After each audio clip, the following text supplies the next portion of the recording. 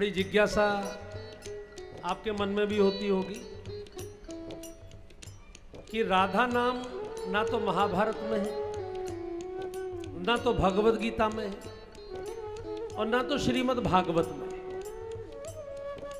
हमारे पास भगवान कृष्ण के समय के दो प्रामाणिक ग्रंथ उपलब्ध हैं।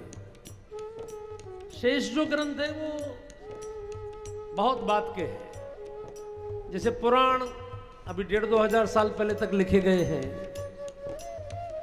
लेकिन श्रीमद् भागवत और महाभारत ये प्रामाणिक रूप से 5,500 वर्ष पहले के ग्रंथ हैं।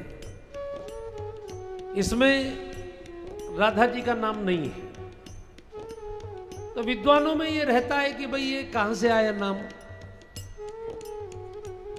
वहां गोपी का नाम है, वहां ब्रज की ब्रजांगना का नाम है।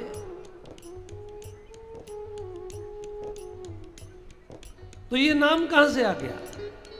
तो थोड़ा सा मैं निवेदन कर दूं कि मां का जन्म चूंकि राधाष्टमी को हुआ है, वो जो अष्टमी आती है उस दिन, जिस दिन मां का जन्मदिन हम मनाते हैं, उस दिन अनुराधा नक्षत्र होता है। तो अनुराधा नक्षत्र भक्ति प्रदान करने वाला नक्षत्र होता है, जिसका वृक्ष मौलश्री होता है।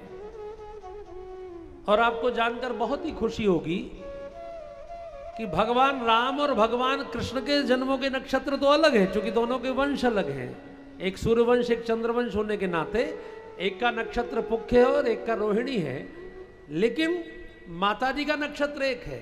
सीता जी की जो सीता नवमी होती है उस दिन भी अनुराधा नक्षत्र होता है, और राधा जी की जो राधाष्टमी होती है उस दिन भी अनुराधा नक्षत्र होता है। तो Anuradha means, what is the means of Anuradha?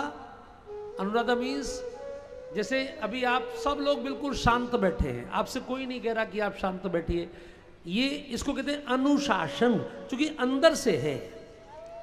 जो ऊपर से थोपा जाता है वो होता है शासन, और जो मन से स्वीकार किया जाता है वो होता है अनुशासन। ऐसी जो आराधना ऊपर से कहने से की जाती है वो है राग, और जो मन से किया जाता है वो है अनुराग।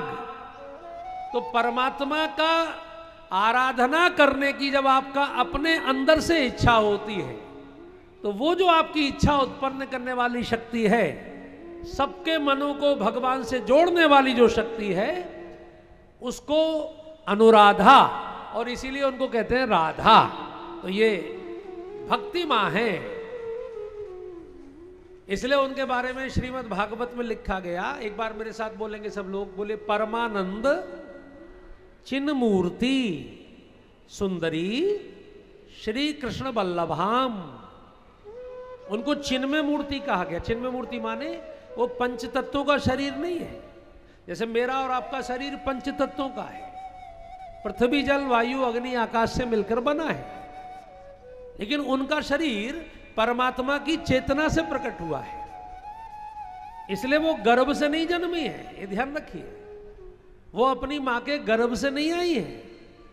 और राजा जनक को भी हल चलाते हुए धरती में से मिली है, और वो वृषभानु जी को भी सरोवर में कमल के पत्ते पर ही प्राप्त हुई। वो चिन्मय है, इसलिए वो किसी के भी हृदय में बैठ सकती हैं, कहीं भी कृपा कर सकती हैं, और जिसके अंदर बैठ जाती हैं उसी का मन भगवान से जुड़ जाता है। तो आज हम सबके हृदय में आकर बैठी हैं, तभी तो आप कथा में आए हैं।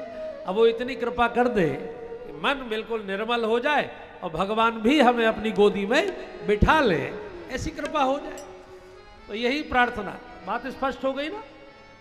राधा नाम स्पष्ट हो गया, क्योंकि अनुराधा नक्षत्र का जन्म है, तो परमात्मा की आराधना की जो प्रकृति है वही राधा है। ये ध्यान में रखिए।